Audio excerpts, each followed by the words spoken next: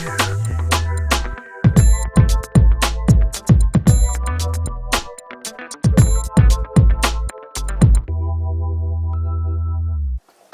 it's Sam. You're wondering why you can only see my head. Because today I'm Rahu. Just a head. Just kidding. I am doing this about the famous story of Rahu and the churning of the milk ocean. Sundar Mantan. I probably didn't say that right because I'm not Indian. I can't say it correctly. No, I don't say it correctly, probably, but anyway, important thing is, what I lack in Indian pronunciation, I more than make up for in astrological significance, hopefully. This story of Rahu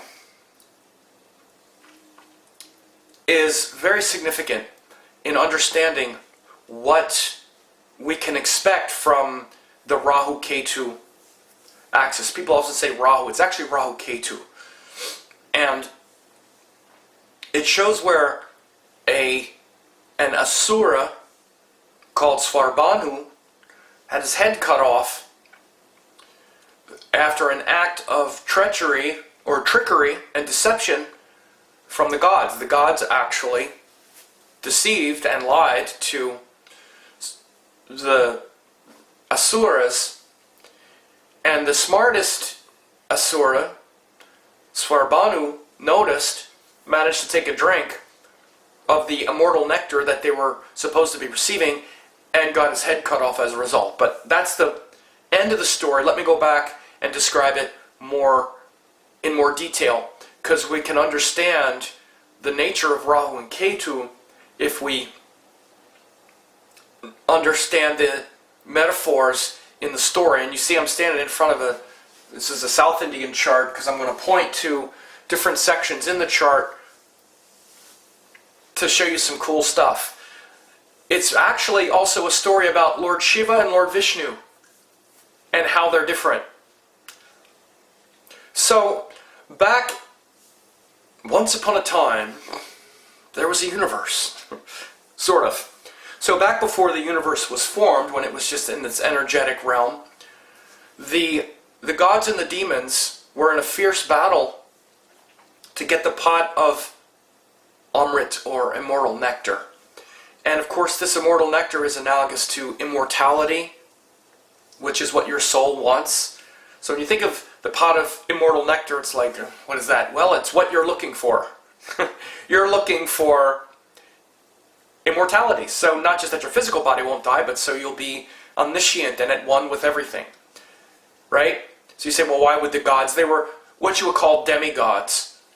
And the Asuras, or what are called the demons, so to speak, that's not a very good word for it. It's actually, they are creatures that are filled more with desire. They're almost as powerful as the demigods. But the demigods included things like the wind and the sun and the stars and the moon. But they weren't Lord Shiva. They weren't Lord Vishnu. They aren't deities. They're what are called demigods. So it's like the power to create the wind, the power of the sun, the power of the earth. They're forces and powers. And the Asuras are always trying to get the power. Okay? That's a simple way to explain it. It's kind of tricky what gods and demigods and deities are. There are different levels of being. So the demigods and the Asuras were trying to get the pot of immortality, because if they get it, then they become deities, for lack of a simpler way to put it. We can maybe put it that way. They're aspiring to that, and the pot of immortal nectar is how they can get it. Kind of like the better angels of your nature or the darker angels of your nature, right? Those forces of good and righteousness are like the demigods. Those forces of darkness, desire, corruption are like the Asuras. They're just about as strong, but one actually creates beauty and life, and the other kind of destroys it, right? This is important, by the way, very important, because there's so much metaphor in this story that relates to exactly what I just said. We tend to think this is somewhere else. All of this is a metaphor for your mind, because they were churning the milk ocean, that is literally the mind. They were trying, so the pot of the immortal nectar resided at the bottom of the milk ocean. The bottom of the milk ocean. And they needed to churn that milk ocean like you churn butter. And then after that, the Amrit would emerge. But it's big. The immortal nectar at the bottom of the milk ocean. The milk ocean is huge. By the way, this is a metaphor directly for what's called the Milky Way. It's always been called the Milky Way galaxy. And that's what it is. It's the Milky Way galaxy. So again, your mind, the Milky Way galaxy, this is how you're formed. This is what the universe is. This is what astrology is. Astrology is not just fortune telling. Okay? It's your connection to the cosmos. Literally to the galaxy. To the galactic forces that created this solar system. So you'll see that it's transcendent. And how life on Earth filters down into your mind in the form of this milky ocean of the mind that's filled with gods and asuras, that's filled with beauty and the promise of transcendence, or the corruption of that force, which is to just get the immortal nectar and then just destroy the earth because I'm the most powerful one. So neither the gods nor the asuras were powerful enough in their own right to extract the nectar. The gods wanted it for themselves, and the demons wanted it for themselves. The asuras wanted it for themselves. But they soon realized they weren't strong enough on their own to get it. Now again, this is before we have an earth and we have people or anything, okay? It's on that metaphysical level. So they agree to join forces, the gods and demons. They join forces.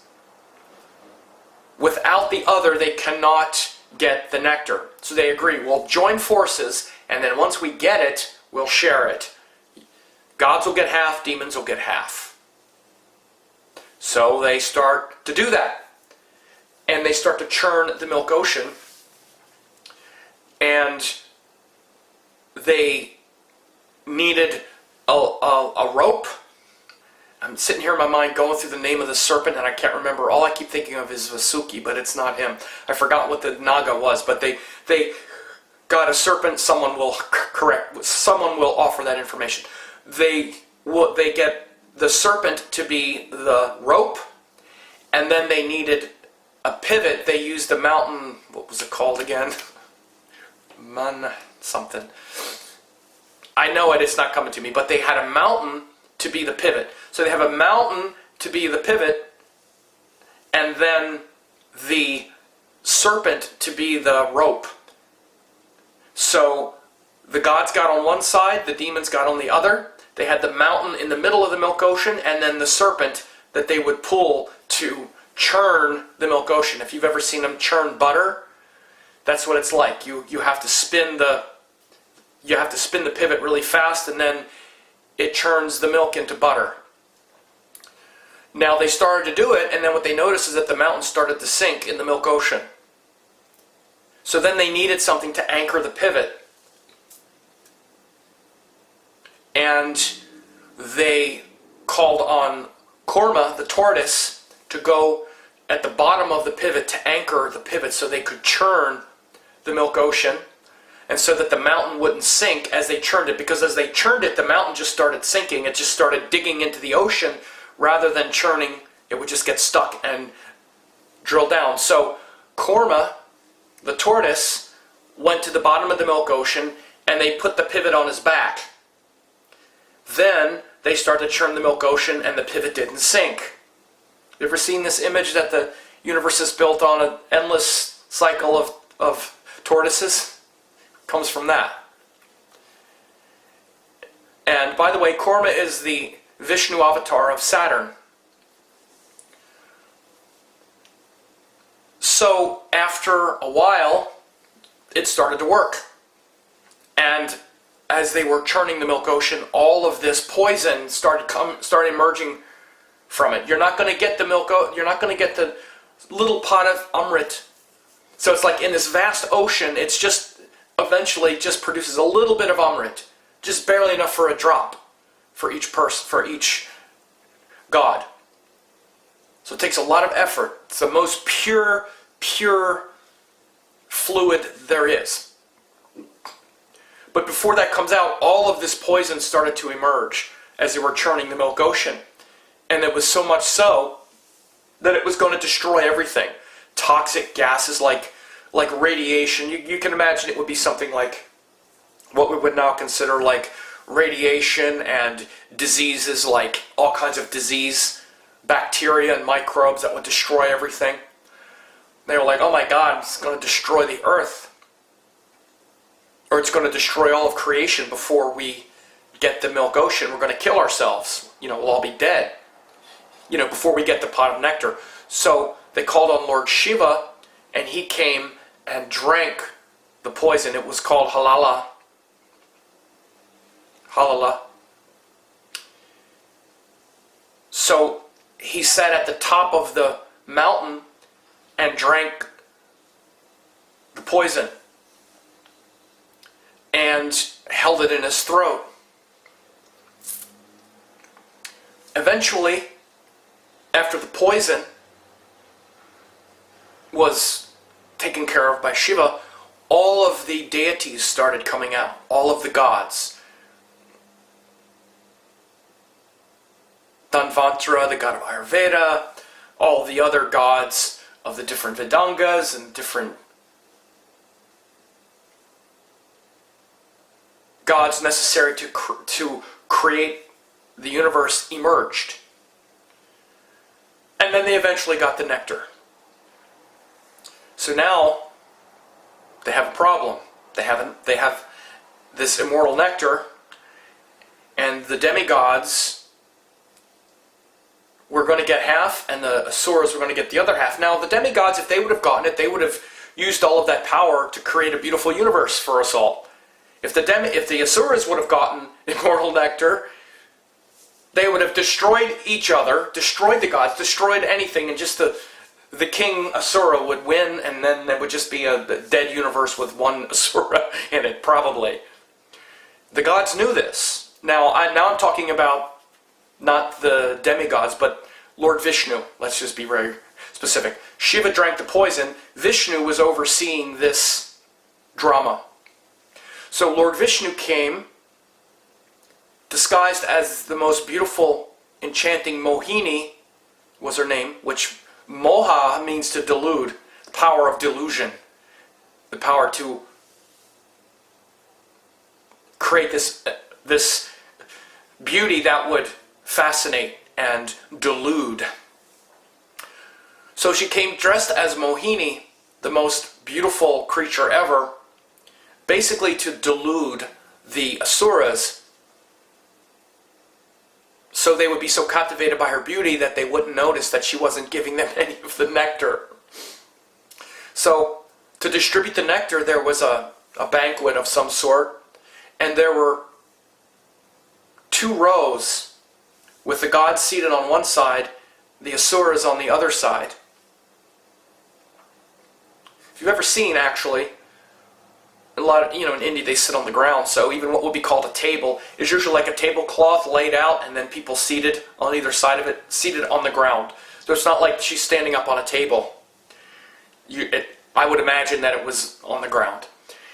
And she's dancing in between this row. There's a row, and she's dancing in between, enchanting the asuras like, oh, and meanwhile slipping the gods the nectar and not giving any to the demons, to the asuras. One of the asuras noticed this, the smartest one. His name was Svarbhanu. I don't know what that means. Swa means self. I'm not sure what it means, but someone can let me know. And he noticed what was going on and disguised himself and managed to take a drink, managed to get some of the nectar. And as soon as he did, the sun and the moon told Lord Vishnu, hey, that's an asura. And then Lord Vishnu returned to his natural form. Vishnu has the discus. And threw the discus and cut Svarbhanu's head off. And the head is Rahu. It's Rahu. That's the head. Right? And he's hungry for experience. He's immortal. And the body without the head is Ketu. And you want to understand, because I made the distinction, the demigods were immortal, and we know them as the sun, all the grahas, the planets, the elements, all the things that create the universe. That would be like Vayu, Apas, the ocean, Indra, the sky, sun, moon, Mercury, all the grahas. They became immortal. And so did Svarbhanu as Rahu. Because he managed to get the drink. So he got the boon, he got immortality, but the immortality of the demon force is cut at the neck. And then so our incarnation in this lifetime, that Rahu end of the node is that voracious appetite that's delusional, that's deluded by, that's seduced by beauty and power, and says, I want to taste some of this. I have a lot of Rahu in my chart, in the first house, can't you tell? It's true. Excuse me. So that Rahu end of the node is literally where our subconscious mind and desire eclipses those forces of light, which are the planets, which are the grahas, the starry grahas, which are the, Sun, Moon, Mars, Mercury, Jupiter, Venus, Saturn. The nature of Rahu and Ketu both are to eclipse them and bring out a dark, subconscious, erratic force in a very neutral way. It doesn't necessarily mean it's terrible. It also leads to remarkable insight. It's things that are not of this world, because they represent that point where sun and moon intersect with earth. And your karmas, your subconscious desires are why you've incarnated. It's why you've incarnated in a body on the earth. So you have to realize this big time. Rahu and the desires of Rahu are one of the main reasons you're here, if not the main force of desire that you wanted to come here to taste this experience. Sun and moon by themselves are hanging out in cosmic space, but it's not until Rahu comes that it pulls it into the earth. Because it takes the earth to make Rahu and Ketu astronomically as well. Without the earth, the sun and moon are just going. But it takes sun, moon, and earth to line up to make the eclipse. So you want to understand a few things about this as far as astrology and cosmology go.